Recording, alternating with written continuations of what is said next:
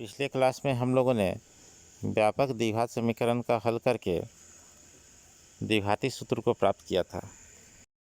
साथ ही इस बात को भी समझा था कि b² माइनस 4ac का मान ज्ञात करके हम लोग आरंभ में ही जान सकते हैं कि दिए गए द्विघात समीकरण के हल हैं या नहीं। यहाँ पर पहला प्रश्न काफ़ी सरल है, इसलिए मैं आप लोगों के लिए छोड़ दे रहा हूँ और दूसरे प्रश्न को हल कर रहा हूँ। इसे ध्यान से समझें। सबसे पहले a, b और c का मान हम ज्ञात कर लेंगे। इसके लिए कुछ नहीं करना है। व्यापक द्विघात समीकरण ax² plus bx plus c से इसको तुलना कर लीजिए। देखिए a की जगह क्या है, b की जगह क्या है और c की जगह क्या है। फिर b² माइनस 4ac का मान निकाल लीजिए।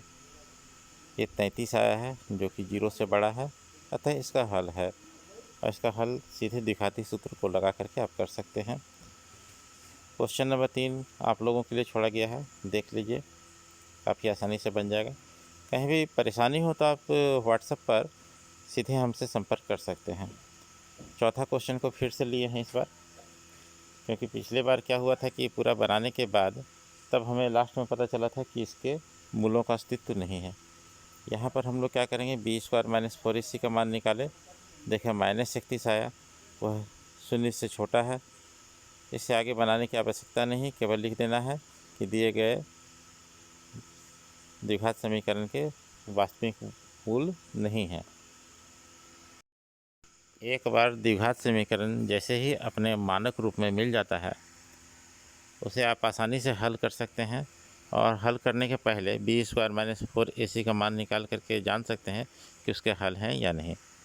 इसलिए आगे के प्रश्नों में हम क्या करेंगे कि आपको द्विघात समीकरण बना के दे देंगे, उसके आगे उसे आप हल करेंगे।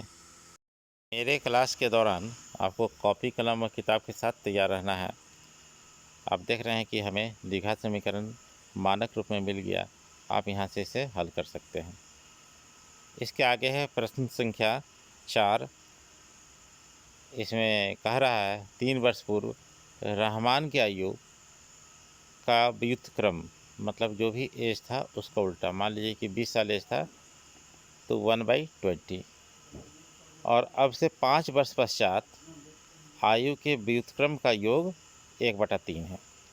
इसको समझिए क्या कह रहा है कि मान लीजिए उसका वर्तमान आयु x है, तो 3 साल पहले क्या आयु हो जाएगा, 3 साल कम हो जाएगा, x माइनस 3 वर्ष। इसी तरह से 5 वर्ष बाद उसकी आयु क्या हो जाएगी, 5 वर्ष ज़्यादा, यानी कि x प्लस 5 वर्ष। अब प्रश्न से आ जाइए कि दोनों आयु के व्युत्क्रम का योग 1/3 है। इसको समीकरण के रूप में लिख दिया गया है। इसको आप आसानी से हल कर सकते हैं द्विघात समीकरण बना करके। देखिए इस प्रश्न में क्या कह रहा है, एक क्लास टेस्ट में शेफाली के गणित और अंग्रेजी में प्राप्त किए गए अंकों का योग 30 है। फिर कहता है यदि उसको गणित में 2 अंक अधिक और अंग्रेजी में 3 अंक कम मिले होते तो उनके अंकों का गुणनफल 210 होता। उसके द्वारा दोनों विषयों में प्राप्त किए गए अंक ज्ञात कीजिए।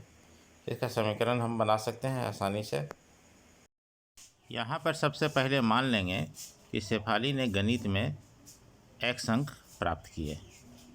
प्रश्न में दिया गया है शेफाली ने गणित तथा अंग्रेजी में कुल 30 अंक प्राप्त किए। 30 में से x अंक गणित में है तो अंग्रेजी में कितने अंक हो जाएंगे, अंग्रेजी में 30 माइनस x अंक होंगे। अब आगे प्रश्न में कहा गया है कि गणित में 2 अंक अधिक होते और अंग्रेजी में 3 अंक कम होते तो उनके अंकों का गुणनफल 210 होता। तो इसे समीकरण के रूप में हम लोग लिखेंगे, आसानी से समझ पा रहे हैं। और अंततः हमें एक द्विघात समीकरण मिला x² माइनस 25x प्लस 156। इसके आगे तो आप खुद करेंगे। अगला प्रश्न है, एक आयताकार खेत का विकर्ण उसकी छोटी भुजा से 60 मीटर अधिक है।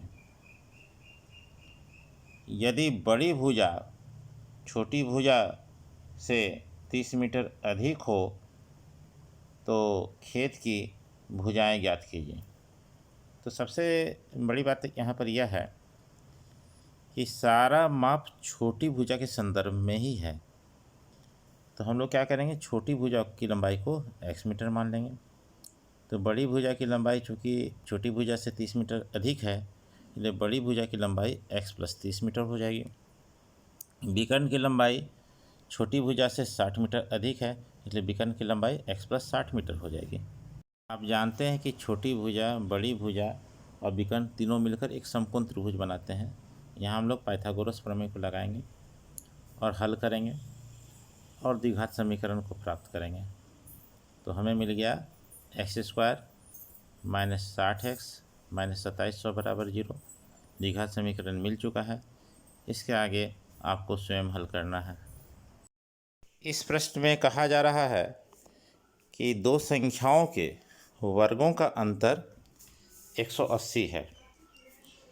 फिर इसमें कहा जा रहा है कि छोटी संख्या का वर्ग बड़ी संख्या का 8 गुना है। तो दोनों संख्याओं को हमें ज्ञात करना है। तो मान लेंगे कि छोटी संख्या y है और बड़ी संख्या x है। तो चूँकि दोनों संख्याओं के वर्गों का अंतर 180 है, इसलिए हो जाएगा x² - y² = 180। समीकरण 1 हो गया।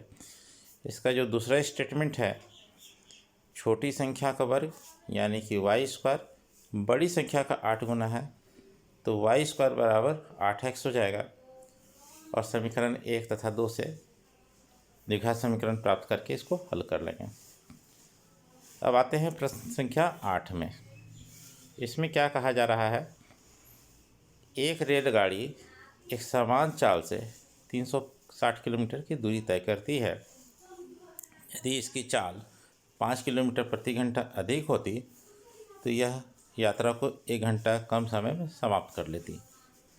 तो मानेंगे कि रेलगाड़ी की चाल x किलोमीटर प्रति घंटा है। तो जब चाल x किलोमीटर प्रति घंटा है तो 360 किलोमीटर की दूरी तय करने में इसको कितना समय लगेगा, 360/x घंटा। आगे कह रहा है 5 किलोमीटर प्रति घंटा चाल ज़्यादा होती तो इसे कितना समय लगता, इसे समय लगता 360/x + 5 घंटा। अब प्रश्न से आ जाइए, 360/x - 360/x + 5, इसका मान है 1। इसको हल करेंगे, द्विघात समीकरण प्राप्त करेंगे। द्विघात समीकरण आपको मिल चुका है। इसके आगे आप स्वयं हल करेंगे। और कहीं परेशानी हो तो निसंकोच संपर्क करें। आते हैं प्रश्न संख्या 9 में। कह रहा है कि 2 पानी के नल एक साथ हौज को 9.3/8 घंटों में भर सकते हैं।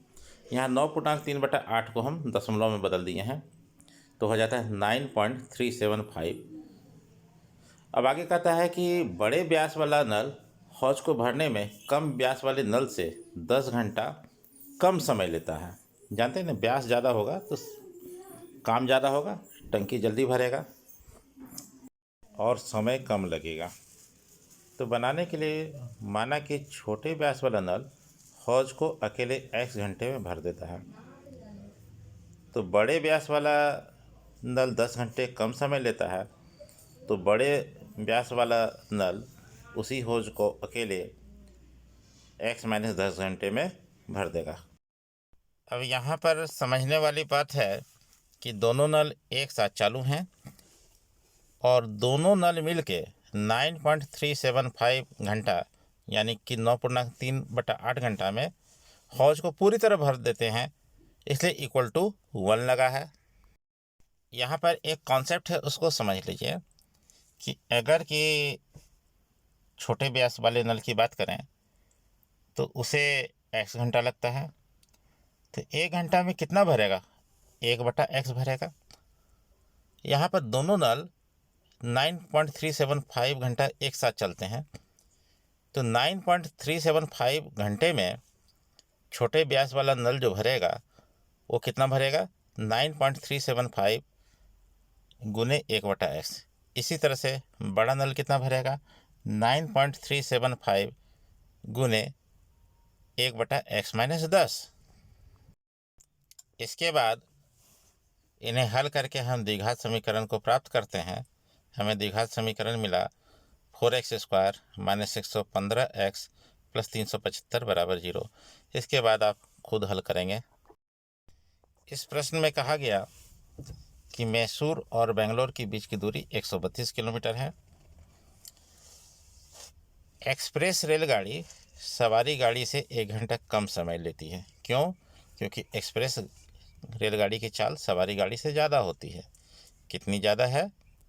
इस प्रश्न में दिया गया है कि 11 किलोमीटर प्रति घंटा ज़्यादा है। तो हम लोग मान लेंगे कि सवारी गाड़ी की चाल x किलोमीटर प्रति घंटा है।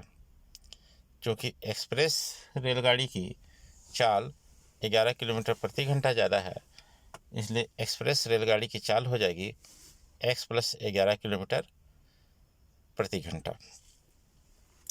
अब बात हो रही है दूरी 132 किलोमीटर को तय करने की।